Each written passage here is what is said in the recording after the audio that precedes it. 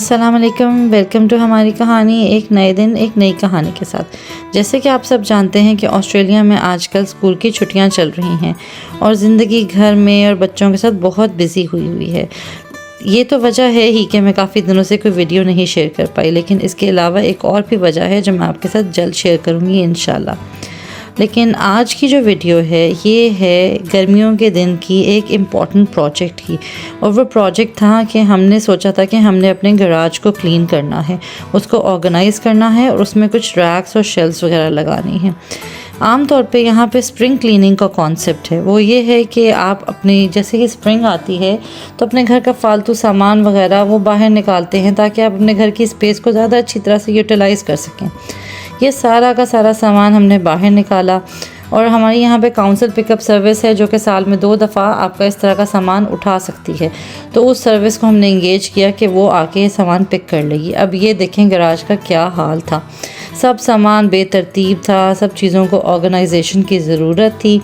और इसके लिए हमने सोचा कि हमने कुछ शेल्फ्स लगानी हैं जो कि हमने ऑर्डर की ऑनलाइन।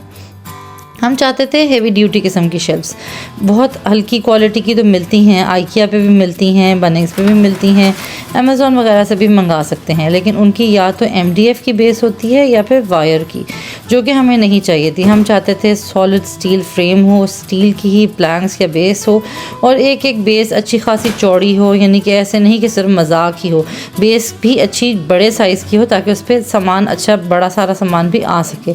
दूसरी जो हमारी ख्वाहिश थी वो ये थी कि वो वेट भी ज़्यादा ले सके, तो इसलिए हमने ये स्टील की फ्रेम्स की जो शेल्फ्स हैं ऑर्डर की और ये आज डिलीवर हुई थी। तो अब हमारा इरादा ये था कि हम इसको ऑर्गेनाइज़ करेंगे, इनको असेंबल करेंगे। हमारा ख्याल ये था कि ये काम जल्दी हो जाएगा, लेकिन ये काम था इतना आसान नहीं। एक तो आपने पहले अपना सारा सामान गैराज से बाहर निकालना है, फिर आपने समझना है कि इनको असेंबल कैसे करना है। तो बस इसी सब में हम लगे हुए थे और हमने अपने साथ बच्चों को भी लगा लिया कि जल्दी जल्दी से चलो सारी पैकेजिंग उतारो, सब कुछ काटो और हम ताकि इस प्रोजेक्ट को शुरू कर सकें। और यहाँ पे मुश्तबा हमारी हेल्प कर रहा था इस सारे प्रोजेक्ट को करने में।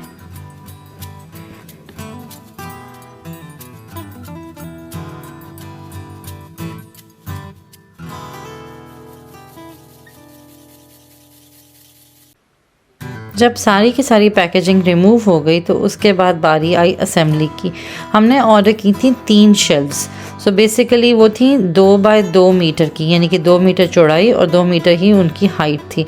और उसका एक प्लैंक तकरीबन 60 सेंटीमीटर का था और वो एक एक शेल्फ 300 kg का वेट ले सकती थी। हमारा असल में बैकयार्ड काफ़ी बड़ा है और हमारे पास शेड नहीं है और हम अपने यार्ड में शेड डालना भी नहीं चाहते थे। गार्डनिंग का हमारे पास बहुत सामान है और वो सारा का सारा सामान हमारी ख्वाहिश थी कि हम गराज में ही किसी तरह से ऑर्गेनाइज़ कर लें। तो शेल्फ्स बनाने के लिए सबसे पहले तो हमने एक मैट या आप कह लें कोई रग बिछाया ताकि हमारी शेल्फ स्क्रैच ना हो। बीच में जनाब बच्चों के भी आ रहे थे फरमाइशें और खेल तमाशे कि हमने साइकिलिंग करनी है, हम बोर हो रहे हैं, हमने स्कूटरिंग करनी है, तो बस उनको भी बीच में अटेंड किया जा रहा था।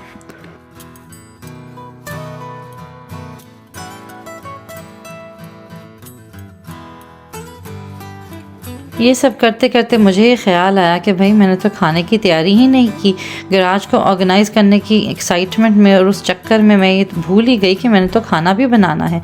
तो बस क्विकली अंदर आके गूंदा मैंने आटा और साथ में बनाया मटर कीमा। मटर कीमे की मैंने वीडियो रिकॉर्ड नहीं की, लेकिन नेक्स्ट टाइम जब बनाऊँगी तो इंशाल्लाह ज़रूर रिकॉर्ड करूँगी। यहाँ पर मैंने भुना एक मसाला और उसके ऊपर डाल दिया ये फ्रोज़न साफ़ हुआ हुआ कीमा। ये खुद ही किया हुआ था इसलिए मुझे पता था ये साफ़ है। तो बस इसको मैंने फ्रोज़न ही डाल दिया क्योंकि पैकेट से अच्छा नीट और क्लीन सा निकल जाता है। और उस पर लिड दे दी कि वो ज़रा सा सॉफ्ट हो जाए और आग बंद कर दी थी। जब वो थोड़ा सा सॉफ्ट हो गया तो बस उसके बाद उसको मैंने भूनना शुरू किया और उसके अंदर ये डाल दिए मटर और बस मेरा खाना रेडी हो गया। लेकिन इसकी डिटेल रेसिपी भी इंशाल्लाह मैं आपके साथ कभी शेयर करूँगी। ये सब करते करते हो गई शाम और शाम के इस वक्त हमें ये एहसास हुआ कि हमारा तो बहुत सारा टाइम लग गया इन शेल्फ्स को बनाते बनाते। बीच में हमारे कोई फ्रेंड्स भी आ गए तो उनके साथ भी हम थोड़ा टाइम बिज़ी हो गए थे। अब रात हो चुकी थी और हम चाह रहे थे कि हम कुछ ना कुछ काम क्लियर करके ही सोएं। तो एक तो ये शेल्फ़ हमने कंप्लीट कर ली थी और ये इसकी फ़ाइनल लुक थी। और अब मुस्तफ़ा और यासर ये सेकंड शेल्फ़ बना रहे थे।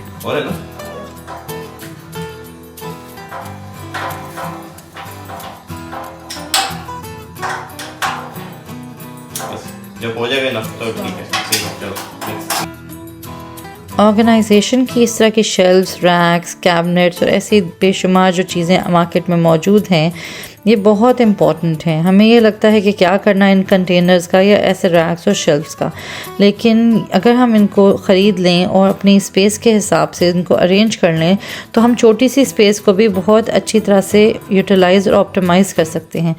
लेकिन इनको असेंबल करने में, इनको अरेंज करने में बहुत सारी प्लानिंग और बहुत सारा टाइम चाहिए होता है, क्योंकि आपने अपनी स्पेस को पहले कैलकुलेट करना होता है कि मेरे पास कौन सी चीज़ फ़िट आएगी। फिर आपने मार्केट में रिसर्च करनी होती है कि ये चीज़ कैसी क्वालिटी की है। लेकिन अगर एक दफ़ा ये सेटअप बन जाए तो फिर उसके बाद फ्यूचर में आसानी रहती है कि हमने कौन सी चीज़ को कहाँ रखना है।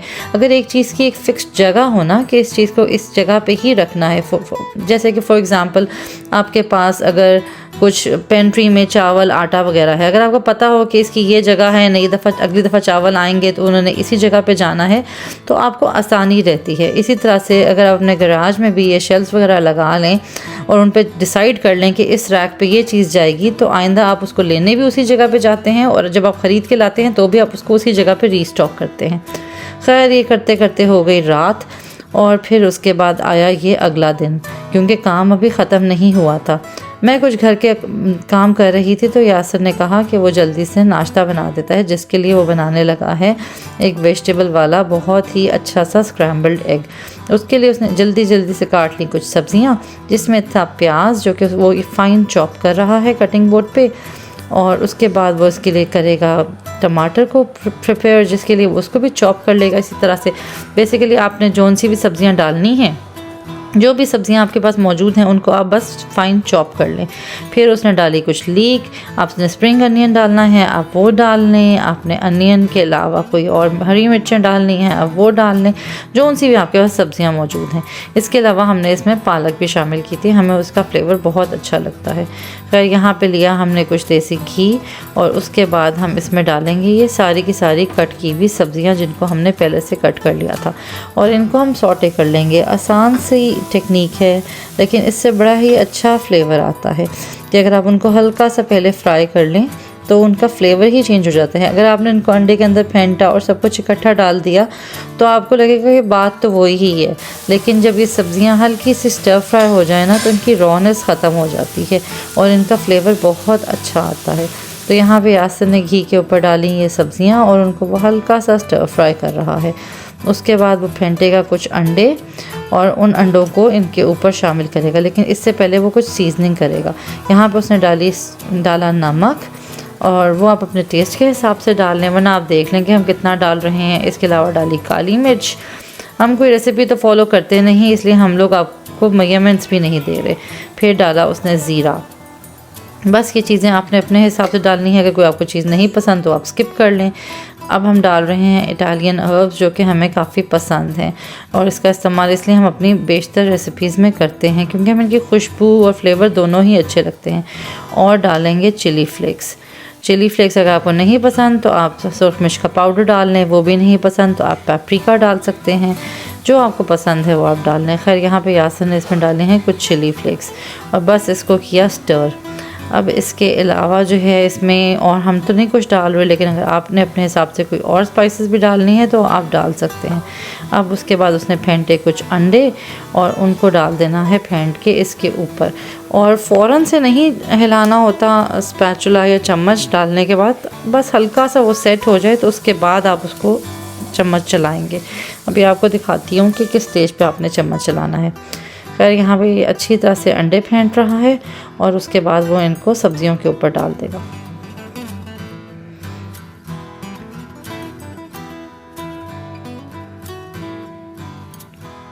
यहाँ पे बस हम लोगों ने स्पैचुला की मदद से बोल को अच्छी तरह से साफ़ किया, क्योंकि चीज़ को ज़ाया करना तो ना हमारा दीन हमें सिखाता है, ना वो कोई अच्छी बात है। तो अच्छी तरह से अपने बर्तन को साफ़ करना चाहिए, क्योंकि दुनिया में बेशुमार लोग हैं जो कि इस रिस्क और इन नेमतों से महरूम हैं और हमें इसका ज़ाया नहीं करना चाहिए। खैर, ये हमारा अंडा तैयार हो गया, जिसको हमने खाया कैमेम्बेक चीज़, कुछ एप्रिकॉट जैम और मज़ेदार होल ग्रेन टोस्ट के साथ। साथ में थी ये मेरी कॉफ़ी।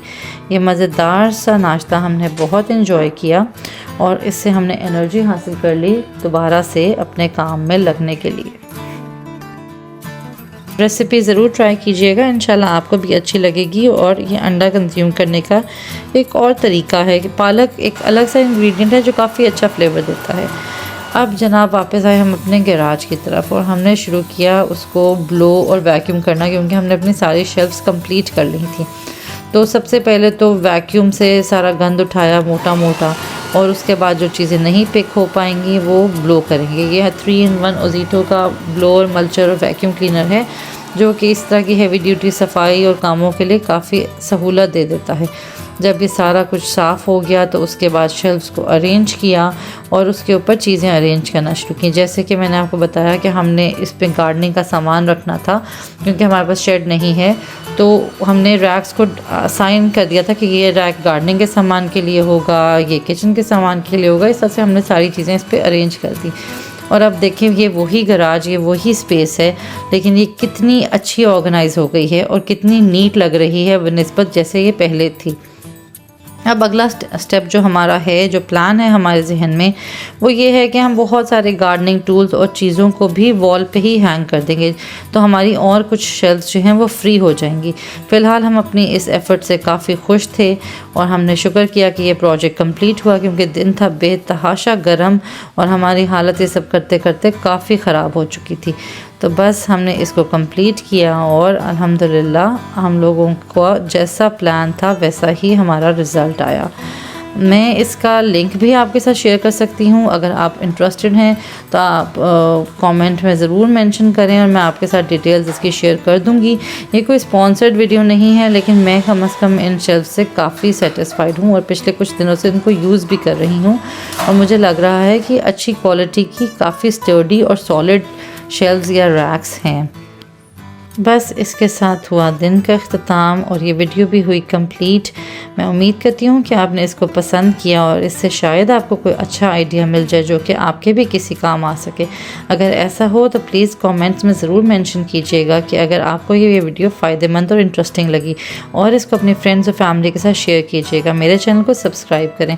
फिर मिलेंगे एक नए दिन, एक नई कहानी, एक नई व्लॉग के साथ। तब तक के लिए अल्लाह हाफ़िज़।